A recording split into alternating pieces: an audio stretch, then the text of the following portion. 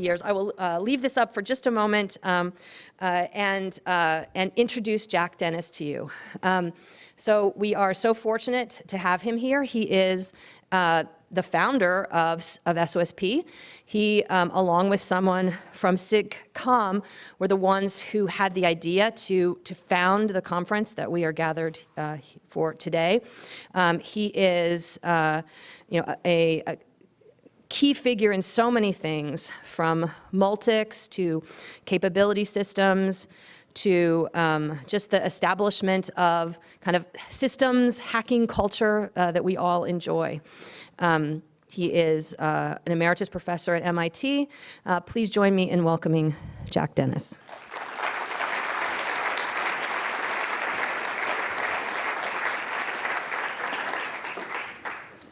Good morning, everybody.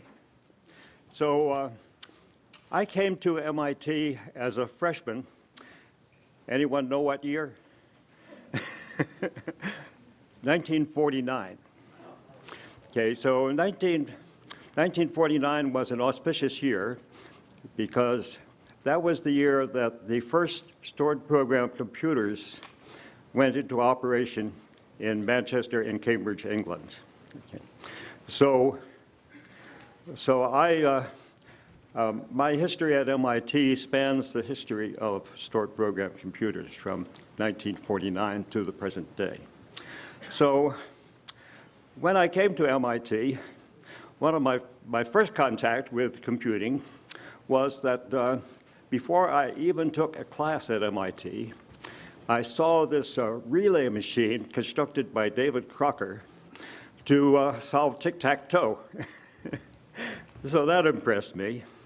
But during my undergraduate days, people started telling me about this machine which was being built in the Barta building at MIT called Whirlwind.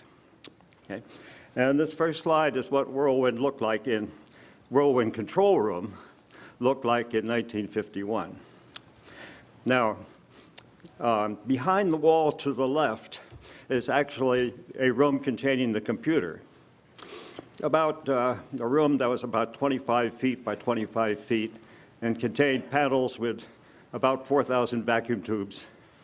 And that was the Whirlwind computer, and originally a Williams tube type of memory. Well, in this picture, one of the people you see is Jay Forrester, who was actually the director of the Whirlwind project. And I suppose you all know what Jay Forrester is most noted for. The magnetic core memory. In about 1954, the first magnetic core memory was installed on the Whirlwind computer. And I had the opportunity to be a user of Whirlwind starting around 1954, 53, 54, thereabouts. And at that time, Whirlwind had an operating system. It was known as the Comprehensive System of Service Subroutines. And it was a paper tape operating system. You could put a big reel of paper tape containing multiple jobs into the tape reader, and it would process these jobs in sequence, doing assemblies, linking and loading, and then executing. Now, in those days, an operator had to intervene if there was any problem and take a postmortem and move on to the next job. Okay. So that was 1954. So time went on, and in 1959 I became in charge of the TX0 computer at MIT. And a year later, or 2 years later, PDP-1 was brought in.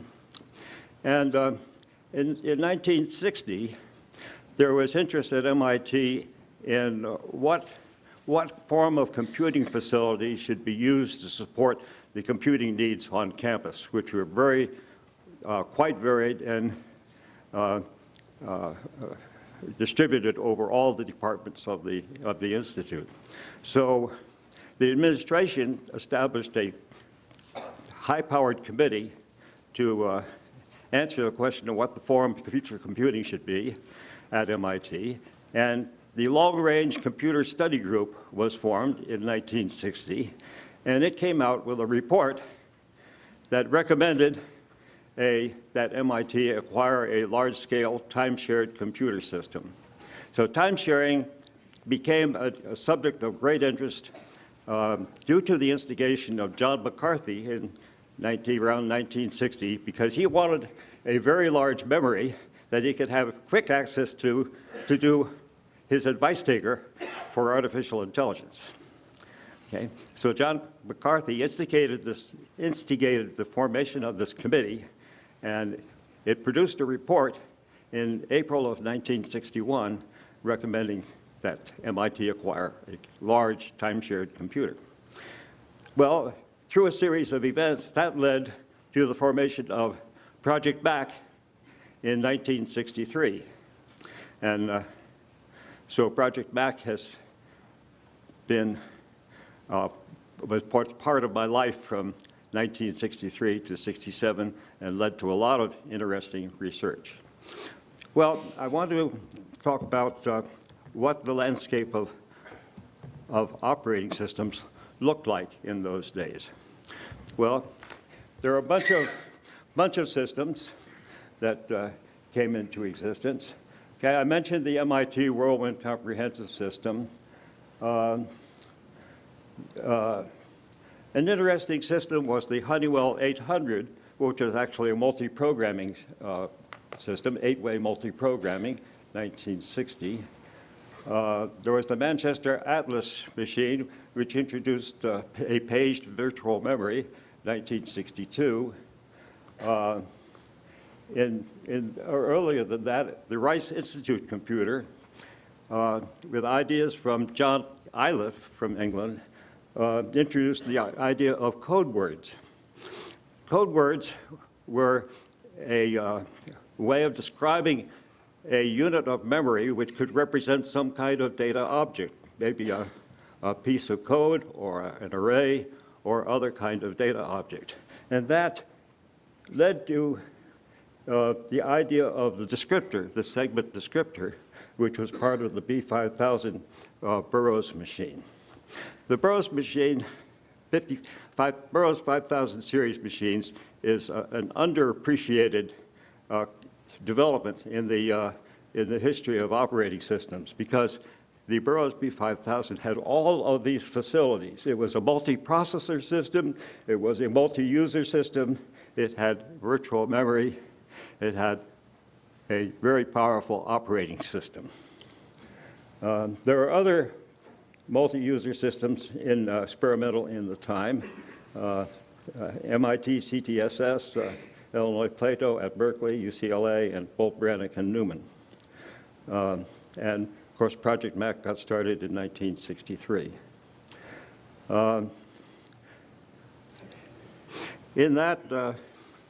So one thing that's interesting about this array of systems is they were all built on totally different hardware. No uniformity of instruction set, not even a uniform word size. Each one had a different format for floating point operations. Wow, everything was different. Everything on each of these systems, all the software had to be built up, bottom up from scratch. Well, in that scene, here are the events that led to SOSP 1967. So I mentioned the report of the Long Range Computation Study Group. There was an IEEE-sponsored workshop in 1961 on multi-programming. Because of the DARPA interest in time sharing and multi-access computers, the Air Force sponsored a second Congress on System Sciences in 1964.